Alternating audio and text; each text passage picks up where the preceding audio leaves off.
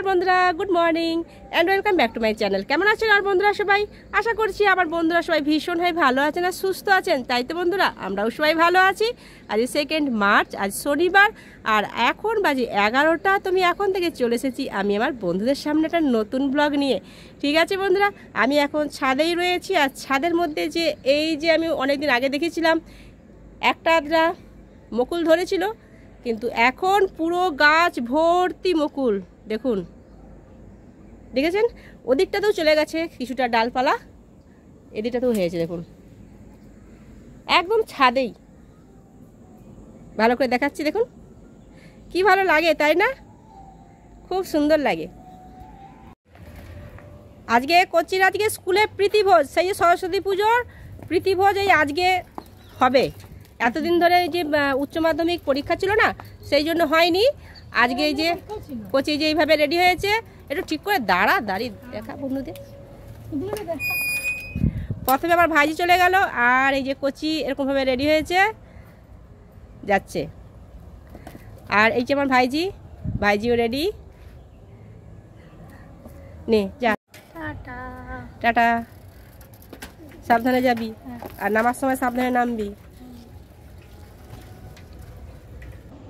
জমিতে দেখুন কাকতারু করে দিয়েছে, কাকতারু এরকম। এটা এক ধরনের কাকতারু খড় দিয়ে হয়, তারপরে মাটির হাঁড়ি বসিয়ে একটা মুন্ডু বানিয়ে দেওয়া হয়, কিন্তু এটা এই ধরনের বানিয়ে দিয়েছে। আর জুম করে দেখাই, এই দেখুন কোচি স্কুল থেকে চলে এসেছে। এসে কতক্ষণ ধরে ও কি খেয়েছে সেগুলো গল্প চলছে। আর এই যে টিউশন থেকে এসেও টিভি, স্কুল থেকে এসেও টিভি নিয়ে বসে পড়লো। ঠিক আছে, কিন্তু আমার তো আর দাঁড়িয়ে থাকলেও হবে না। আমি হ্যাঁ কি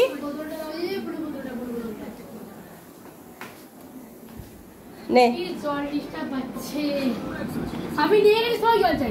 আমি তো ওই জন্য বললাম যে জলের বোতলটা রাখ সঙ্গে। ও নিয়ে যাবে না বলেছিলাম, জোর করে জলের বোতলটা দিলাম।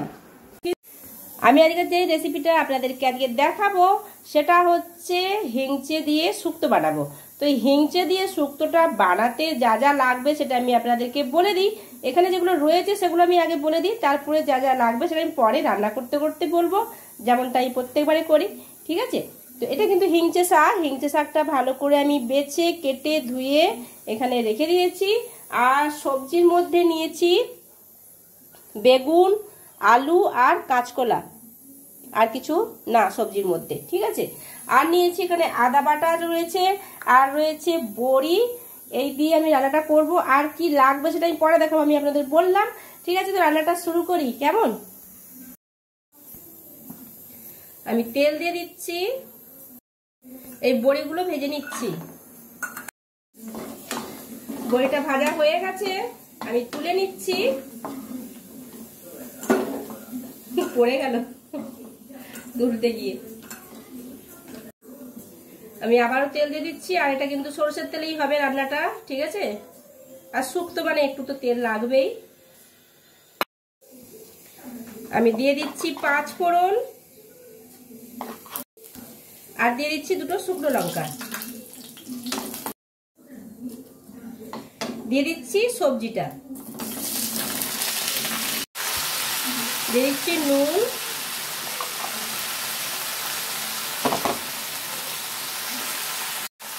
দিয়ে দিচ্ছি অল্প একটু হলুদ, আর দিয়ে দিচ্ছি আদা বাটাটা।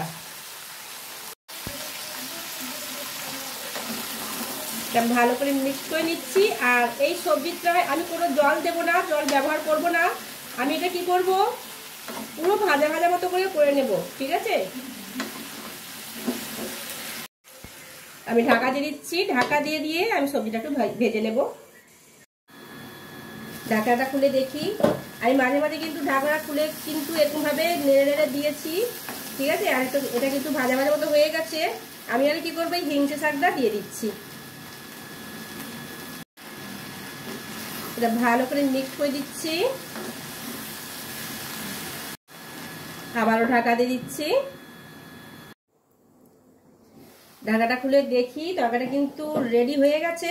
আমি আর কি করবো, এই যে বড়িগুলোকে ভেঙে ভেঙে দিয়ে দিচ্ছি।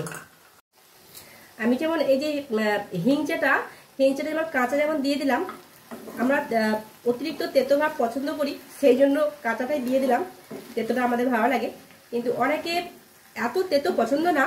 তখন কি করবেন, এই হিংচেটাকে একটু হালকা সেদ্ধ করে জলটা ফেলে দিলে না অতিরিক্ত তেতো ভাবটা কিন্তু চলে যাবে, বেরিয়ে যাবে। তারপরে সেই সেদ্ধ হিংচেটা এইভাবে দিয়ে দিলে কিন্তু সেই রান্নাটাও খুব ভালো হয়। একটু হালকা তেতো থেকে যাবে, খুব ভালো লাগবে। ঠিক আছে, রান্নাটা আমার কিন্তু হয়ে গেছে। এই অল্প একটু চিনি দিয়ে দিচ্ছি। এই দেখুন বন্ধুরা, হিংচে কাঁচকলা শুক্তো রেডি। ভালো হয়েছে দেখতে, ভালো হয়েছে না? খেতেও কিন্তু সত্যি খুব ভালো হয়। এটা পুরোটাই নিরামিষ হয়, আর শুক্তো তো নিরামিষই হয়, আর খুবই ভালো হয়, খুব সুন্দর হয় খেতে। এইভাবে এই হিংচে দিয়ে যদি শুক্তো বানানো হয়। আর এই রান্নাটা কিন্তু আমি আমার বাবার কাছে শিখেছি, বুঝেছেন? আর আমি আজকে কী রান্না করেছি সেটা আমি আপনাদের বলে দিই। আজকে শনিবারে পুরোটাই নিরামিষ রান্না। এখানে রয়েছে বেগুন ভাজা, আর রয়েছে ডাল, এটা মুগ ডাল, ঠিক আছে। আর এখানে রয়েছে ওলকপি, বিনস, ধনেপাতা আর পোস্ত দিয়ে ভাজা, আর এইখানে রয়েছে টমেটো চাটনি। এই হচ্ছে আজকে আমাদের শনিবারের মেনু। আর এখানে রয়েছে ভাত, ঠিক আছে। আমার বন্ধুদের সবাই লাঞ্চ হয়ে গেছে, আমি খাবো। আমার খুব খিদে পাচ্ছে, হাজবেন্ডকে দিয়ে এসেছি। কচি তো খাবে না, কচি তো স্কুল থেকে খেয়ে চলে এসেছে। আমি আর হাজবেন্ডই খাবো, হাজবেন্ডকে দিয়ে দিয়েছি, এবার আমি খাবো, বুঝেছেন? এই হচ্ছে ব্যাপার। আর এই রান্নাটা আমি আপনাদের বললাম না আমার বাবার কাছে শেখা।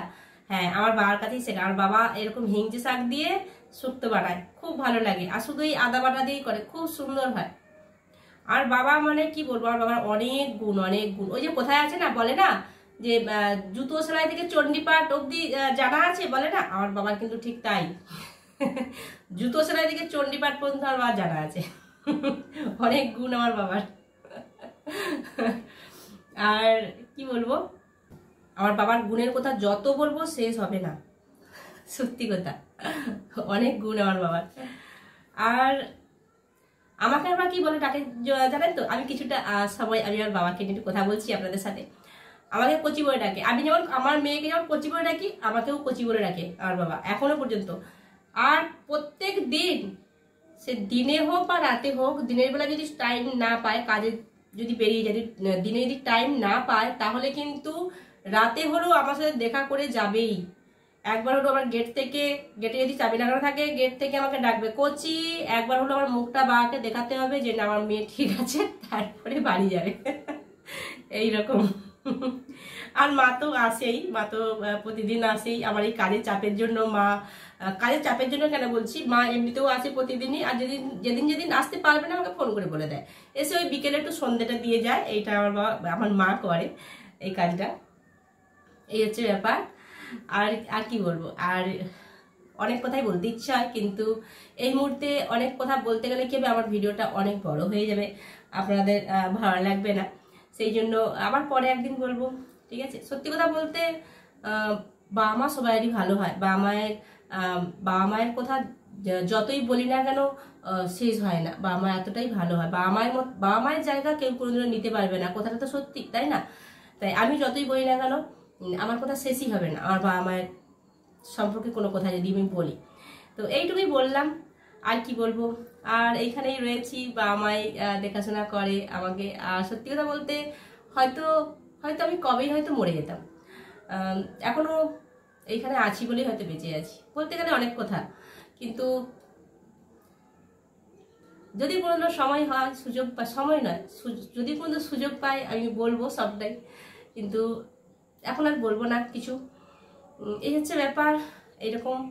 আচ্ছা ঠিক আছে বন্ধুরা, আমি আর কিছু বলবো না, কেমন? আমি এখন খাবো, আমার খুব খিদে পাচ্ছে। আর আপনারা ভালো থাকবেন, সুস্থ থাকবেন, সবসময় হাসি খুশি থাকবেন, আর আনন্দে থাকবেন, ঠিক আছে? তো আজকের মতো টাটা বন্ধুরা, টাটা।